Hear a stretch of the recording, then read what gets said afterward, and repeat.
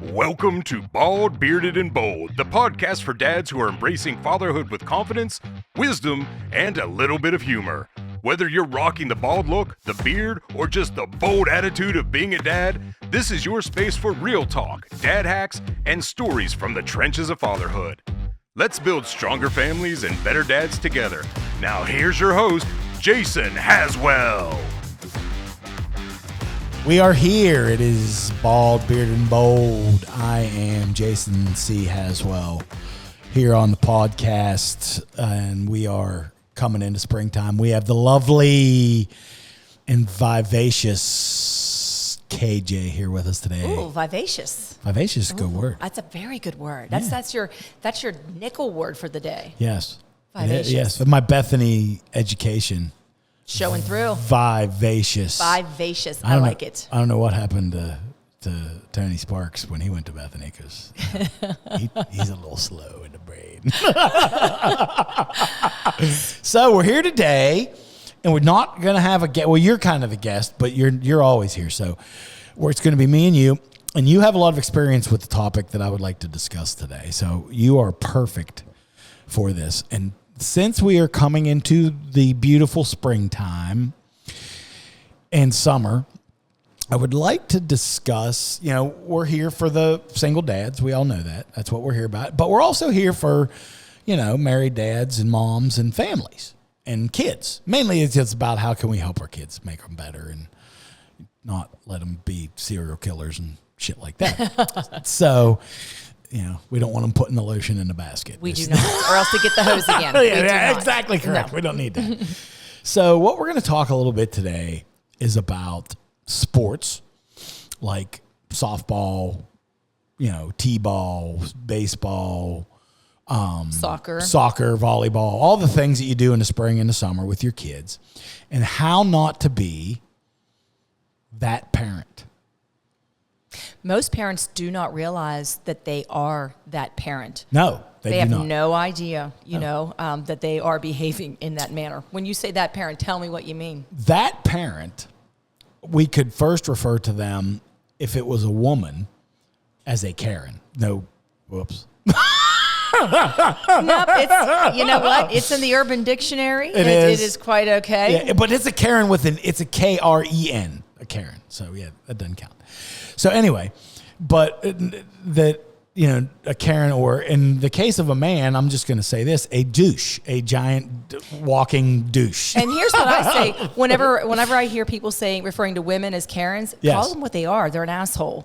Why do we have to say a Karen? Why do you have to label somebody with that name? Just call them what they are. In your case, a douche. In my case, an asshole. We're just going to throw everybody in to the douche category. There we go. Don't be a douche. Be a giant douche. Because here's what happens.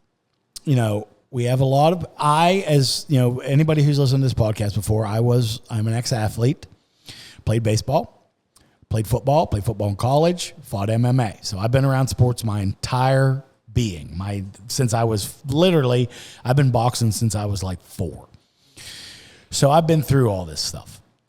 And back when I was doing it, as a younger man, it didn't seem to be this bad with the parents, screaming, yelling, calling people names, getting mad at the coach, getting mad at the referees, getting mad at the other parents. Just the venom and the vigor that they go with in negativity. Yeah. Not positivity, right. Negativity. So what today I just want to kind of impart to those who are parents is if you got a 7, 8, 9, 10-year-old kid playing sports, the world will not end if they lose. And let them learn fundamentals. Let their coaches coach them, and let them learn the fundamentals, how to do drills, how to play the sport. If they lose, it's fine. Are they doing 2 things? As my father used to say to me during baseball in my younger days. Now, as I got older, he put a little more pressure on me, as you should. But when I was younger, it was like, win or lose, we go to Dairy Queen. Yeah, it was all about the ice cream when I was young, too. Same exact thing. Win or lose, we're going to Dairy Queen. After softball, win or lose, we went to a couple other places in Moundsville. Right. But Marshall County. You went to Spicy Ice, I did, yes. Yeah, we'll go to Spicy Ice, yeah. Yeah, and yes, that was the best part about it. Oh, yeah. I have horked down many a belly stretcher in a cone at Spicy Ice. So, but yeah, I mean, win or lose, you go to the Dairy Queen. And my dad would always ask me after practice or after games, what'd you learn today? What's new? Did you learn something that you like? Did you learn something that you didn't like? Do you think you got better? So the goal should be, at this point in this age, did you learn something? Do you think you're getting better? Did you have fun? Not, did I win or did I lose? Not a big issue at that age. Now, as you get a little older, then it becomes a bit more important, as it should. Competition gets more stiff, and, you start to do things. As you get into junior high and high school, it's going to be a little different.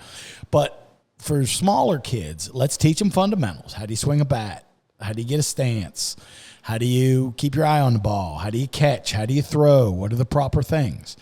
Not, did I win and did the ref call a strike or a ball?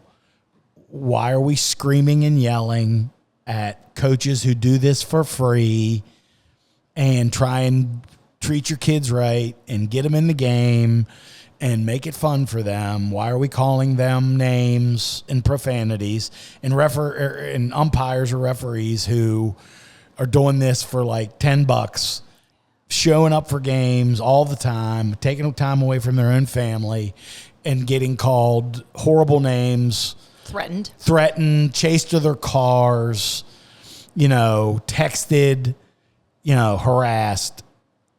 Don't be a douchebag. Right. This is basic human, treat others the way you want to be treated. If you were that guy, how would you feel? Number one, they're not doing this for a living. They're doing this to help. They're there to try and make sure your kids have somebody to, the coaches and the officials are there to try and make sure your kids have a place to play this sport. Well, that's why we have a shortage in coaches right now. Nobody wants to go out there and do that and be attacked, because that is exactly what's happening. They are volunteering to do this job, and they're going home and being attacked.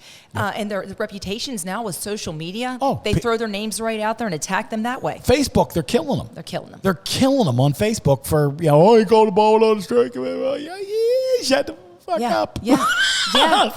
Be glad that somebody is taking the time free out of their day to coach your kid. Correct. For hours. Well, and some coaches, they can get a little over the top too. They start yelling and screaming and doing things, and we don't need that.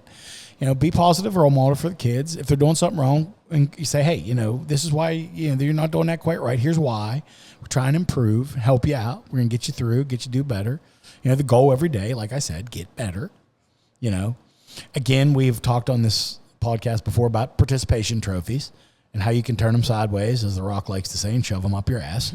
We're not here to, everybody participates and works hard to get better. The goal is to get better. If you're telling kids they're already good enough to be at a certain level, they're never going to want to get better because they already think they're good.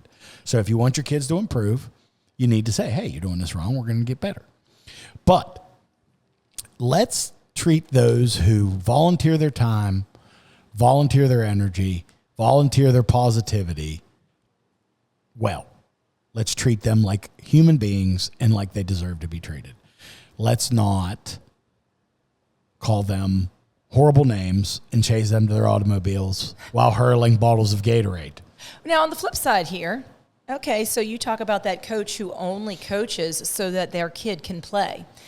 That is daddy ball is a very common thing because, they're going to be there, so they're going to go ahead and coach. But many times, daddy's son is not that good. Correct. But daddy's son plays because daddy is coaching. That creates so much animosity on a team. You see it all of the time. But what else are you going to do if you do not have somebody else to coach that team? So sometimes those coaches need to take it upon themselves to realize why they're there. Well, and I think you got to have a dialogue between normal human beings, not screaming and yelling at each other. But what you got to do is have a dialogue between the parents and that coach. And if he's unfairly playing his kid, everybody should get to play at that age. But if he's unfairly not playing another kid who's not getting any time, and his son is, there's no reason to not approach him and say, hey, I'd really like my son or my daughter to get a little more time because I want them to get better. Or learn. Or yeah, that's the whole point. Again, we're talking about getting better and learning and making sure the fundamentals. But, there's a way to do that and there's a way not to do it. But as a coach, you got to recognize that because that is your son, or your daughter, that doesn't mean that they are the best on the team or they should be playing where you think they should be. They need to earn their spot just like everybody else. Right. This is about earning things. This is about, it's what we're trying to do is teach the kids you got to earn it, you got to work, and you got to do things the right way. And so both sides need to have a dialogue, I think, that's reasonable and open to make sure that we're doing the right things for the kids. And I think one of the best things you can do, too, is have a coaches meeting prior to starting the season and establish all of this, establish the rules, write them down, and even make those kids and that parent sign a contract. A little bit of a contract right there. Here are the rules. Here's what we want. You violate this, we can remove your kid. Yep. I hate you have to do that now, but at least you have everybody in one room. You can explain it. You can talk to them, and they know the expectations, the rules, and the regulations. Well, yeah, it puts things on. You say, hey, here's where we're going to be. And I don't even know if necessarily you remove the kid. I think you remove the parent. Oh, yes. I think you say the kid can play, but you can't come to any more games. You drop them off or have somebody else drop them off, and then you're out. You're gone. Have a nice day. Don't let the door hit you in the anus. So we're going to take a little break here and come back, and I want to talk a little bit more about just parents who I think live vicariously through their children and putting too much pressure on the young kids. So Bald, Bearded, and Bold will return in 1 minute. Hey dads, need a break from the chaos? Whether you're changing diapers, coaching Little League, or just trying to drink your coffee while it's still hot, we've got you covered. Bald, Bearded, and Bold is a podcast that talks about the best and worst things about fatherhood and being a dude. Also, we'll have some wild stories by our guests along the way. Whether it's sports, business, family, life in general, or whatever the hell you're talking about that day, you never know, so keep listening in. Now, back to the show. Okay, we are back here at Bald, Bearded, and Bold. Jason Haswell, live here from the podcast with KJ, the lovely, and as we used earlier, vivacious. Vivacious. I'm going to say that all the time now. Yes, it's a great word. I like it. Yes. I like it. Vivacious is good. That's really good, yeah. I don't know if I would consider myself vivacious. Eclectic. Ooh. Yeah. Also, yes. Many vocab words today. Yeah. Good. Yes, I feel like we're on Mr. Rogers. Fred. I'm getting a little point upstairs for Fred. We love Fred. I grew up with Fred, and Daniel Striped Tiger was my main man. So. Nice. Yes. So we're back here. We're talking about spring and summer sports and how not to be a douche as a parent or a coach. But what I kind of wanted to get into here for a few minutes is the parents that are now living through their kids in sports. And I would say predominantly a lot of these parents did not play sports and maybe regretted a bit and now are pushing their kids to play these sports and pushing them, not to just do the fundamentals and have some fun at this. At the younger age, again, we're talking in the younger ages, and are constantly just, working their kids over, working the refs over, working the coach over, and because they are trying to live vicariously through the kids. They're going to achieve through their kids. And you're hurting, the main person hurt here is the kid, because number one, they're not having fun. The person that's supposed to support them most is actually chewing on their ass, a good portion of the time. And you're embarrassing yourself and your family by screaming and yelling from the stands and calling the coach names and things like that. So, let your kids play, learn, have fun, help them any way you can. But, when you're at a certain age, especially when you're under, I think, 10 and under, 12 and under, let's not beat them over the head with it, we want them to try and achieve and win, and that's great. When competition's the best. I do what I do for a living, not only, to do, we all want to make money and live and do well and be successful. However, the reason I, at 52, almost 53 years old, my business is doing well and things like that, but I don't do this. I do this for a couple reasons. One, it's amazing to get a client and see that client go through their life and make money and retire, put kids through school, and you participate in that. It's a fantastic feeling. Number two, you're helping people. You're giving them advice and knowledge that they are going to use and make their life better, their kids' life better, and you're helping people, which is always a good thing. And number three, when you bring new clients in and you achieve in business and you do well and your business thrives and you can employ other people and pay them and make their lives better, you win. So my version of winning is that. So when I bring in new clients and we get new business and we achieve, I win. And every day I'm looking to win. I get fired in my belly. I wake up every day looking to achieve. So winning's not a bad thing. But what is a bad thing is to push an 8 or 10-year-old kid if they go out and play their ass off and put 100% effort in, hustle, play well, are a good sportsman, and then they walk off and you immediately scream at them because they dropped the ball. That ain't what it's about. Well, it's also really going to give them a little bit of PTSD the next time they go out there and they start overthinking catching that ball. And you know as well as I do, and when you play a sport, the more you're thinking out there, it has to come natural. If you're thinking, you are going to make a mistake. Yep. And it's going to happen because you're scared to death that you're going to disappoint the coach, who might be your father, or somebody in the stands who is then going to scream at you. You play tight. That's what I call it. You play tight. You can't win, especially in baseball. You can't win playing tight. Well, no, and you're just putting more pressure on for the next time, which then they're going to probably underachieve again because now they're thinking about the negative instead of the positive. Right. Enhance. If they come out and do 10 things right and one thing wrong, and you focus on that one thing wrong, you should tell them, here's what you did right today, and you did a great job, and what I do with my kids is I say, hey, what do you think you did right today? I think you did this. You did a really good job. And I say, what do you think you did wrong? What could you have done better? And generally they're going to say to me, well, I did this or I did that, but next time here's what I'm going to do to change that. And I'm like, great, we learned something today. Let's go to Dairy Queen. So, that's how you encourage the child, hit with you got 10 things, 9 of them were good. Here's all the 9 things you did good, but what do you think you did bad? And you have to do that. What did you, because they have to learn from it, because like we said, the participation trophy, not everyone should get one. If you make the mistakes, you make the errors, you have to learn from them. Right. You have to know that the fundamentals, you have to know what you are doing and make sure you're better the next time you're going out, but you don't have to do it in a way that belittles or that humiliates the kid. Exactly. And just, and always spin it with a positive turn.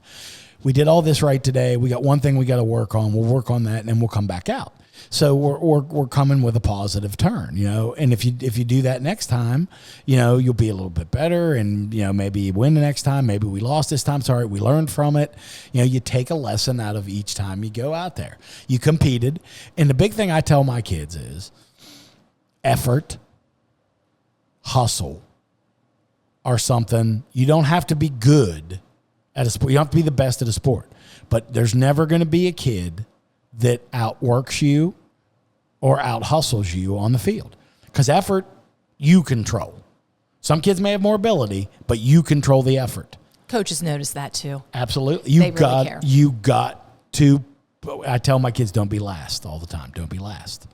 Mm-hmm. Kid might be faster than you, but don't be last. Mm-hmm. Let's push ourselves to try and, don't be last in a race. Don't be last to the ball. Don't be last to the goal. Don't be last to do certain things. Let's 100% effort. If you walk off the field and say, I did everything I could, we're good.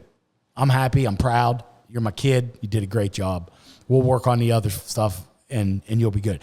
What I see a lot of parents doing is they don't focus on effort at all. They'll let their kids stand there and do nothing for an entire game. And if they do poorly, they focus on that. If they do well in one thing, they only focus on that.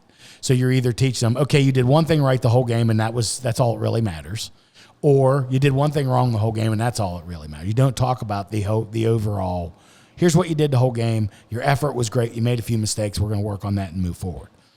That's all it's about. It's all it's about. And I think parents also need to think about, everybody's thinking about going to college. You know, my kid, you're 8 or 10 years old.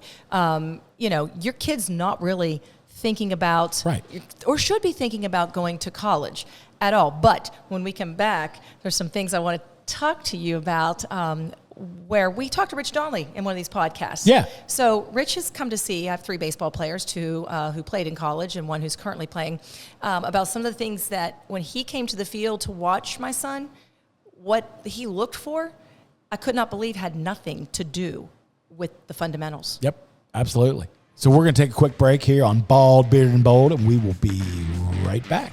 Thanks so much. Dads, sometimes we're superheroes. Sometimes we're just trying to find our car keys. If you love dad jokes, real talk, and stories about the highs and lows of fatherhood, tune in and subscribe to Bald, Bearded, and Bold. New episodes drop every week. Listen wherever you get your podcasts. We are back here on Bald, Bearded, and Bold. Jason Haswell. KJ. Right with you. The vivacious. Vivacious KJ. And the eclectic. Eclectic, vivacious KJ.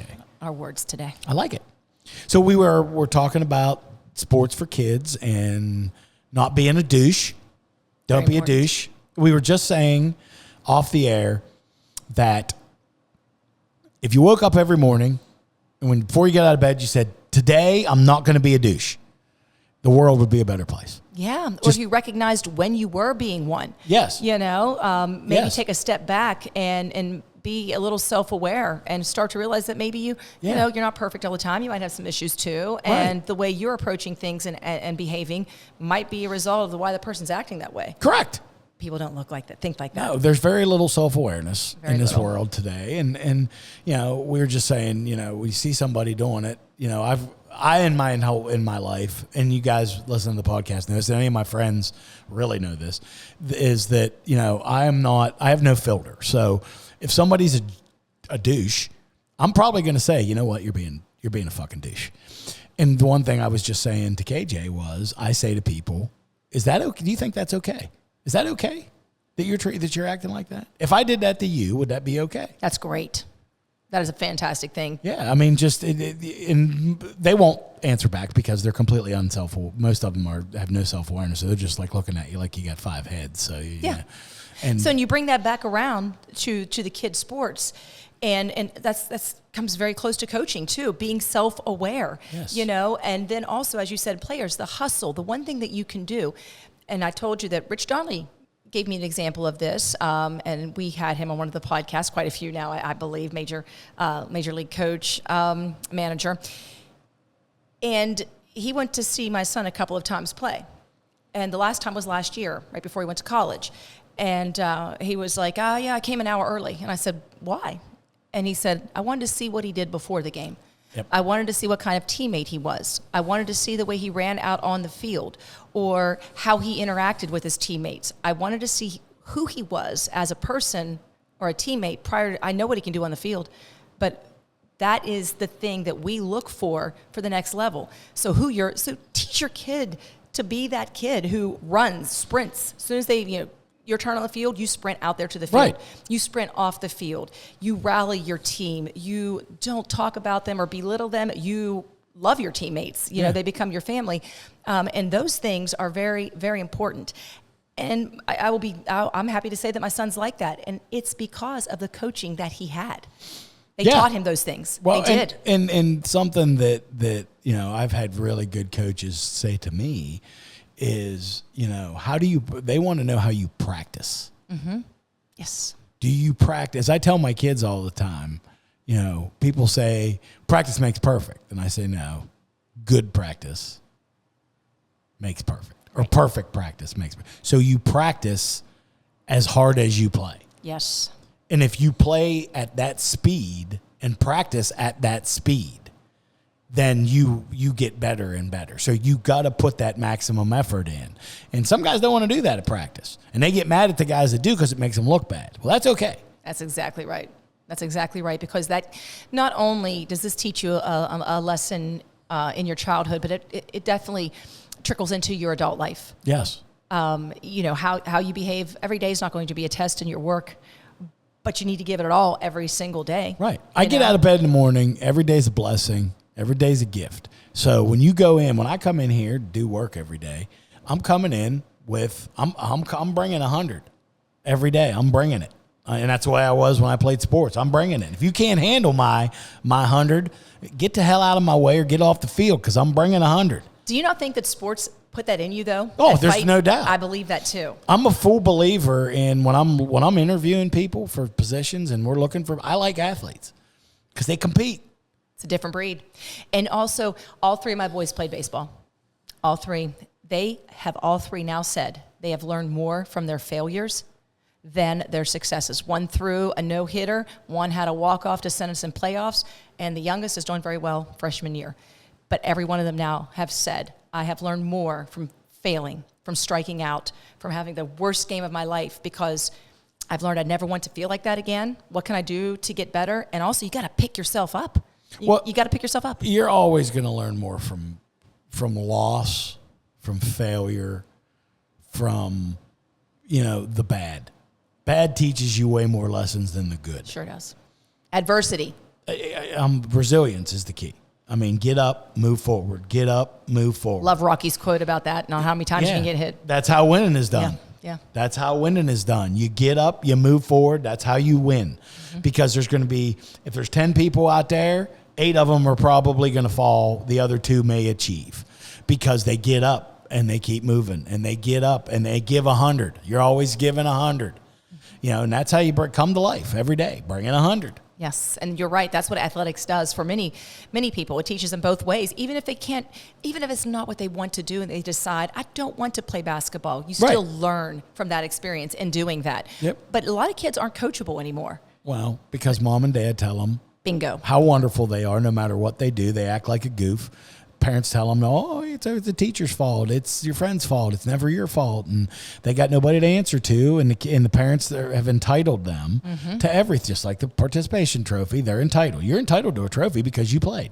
You're entitled for nobody to ever say anything to you because you're perfect. And you're entitled to, you ain't entitled to jack shit. That's why they have meltdowns now. They can't handle the pressure or strain or stress or anything because they haven't been taught how to handle that from their own family. Right. And then again, if something goes wrong, the way you address it, just like people demolishing Teslas right now, what is that, overall, what does that really do for the message?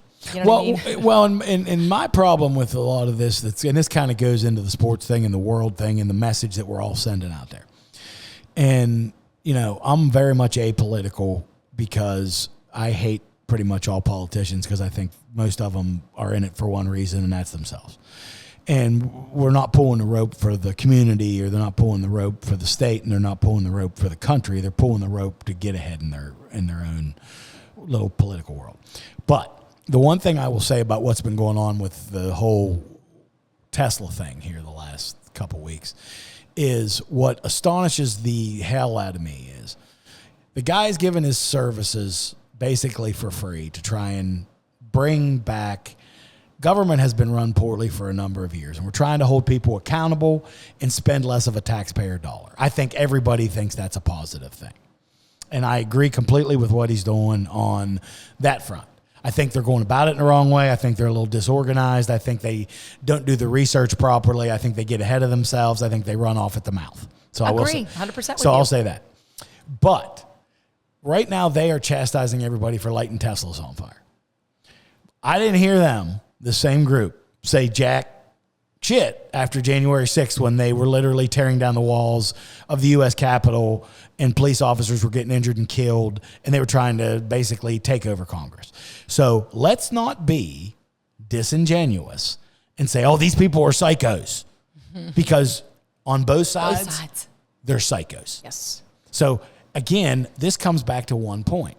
Don't be a douche. Right. Don't be a douche. Exactly. And it trickles right down into your kids playing sports. And this is why we're having trouble with them being uncoachable and why entitled and all of these things. I don't know. It's crazy to watch the world. I think sports are about the only thing anymore that's good for our kids out there. Social media is bad. Television, bad. Well, let's have a reasonable adult conversation about if you're unhappy with the coach, talk to him. You don't need to scream and yell at him. Talk to him. If the ref's doing bad things, you ain't much you can do about that. So it's part of life. But don't worry about things that are out of your control. Control what you can. Your effort. And how you treat other people. Those are things you can control. Do that. So if you do that, and these people on both sides, whether it be the left or the right, need to also understand their attitudes, how they address things by being violent and burning up Teslas or attacking Congress. Neither one is right. And two wrongs certainly do not make a right. Let's try and learn from both sides and just say, let's have a civil and reasonable conversation about our differences and trying to do what's best for the country, and or if you got kids in sports, for the kids. Agree. And don't be a douche. Don't be a douche. End the doucheism. Stop the doucheism. Stop being a douche. So enjoy. Just enjoy the sport. Every day's a blessing. Enjoy what you see your kids because they're gonna be gone soon enough. So enjoy them. Let them have fun. Let them learn a lesson. And let's try and not be douches here this spring and summer sporting season. So we are done here today. I'd like to thank KJ. Anytime. For her input. Thank you so much. And we will be back soon with another podcast. This is Jason Haswell on Bald, Bearded, and Bold. Thanks so much. Have a wonderful day.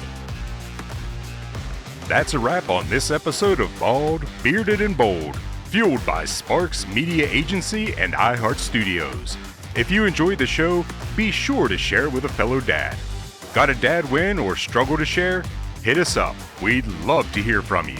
Stay bold, stay bearded, and keep crushing fatherhood. Until next time.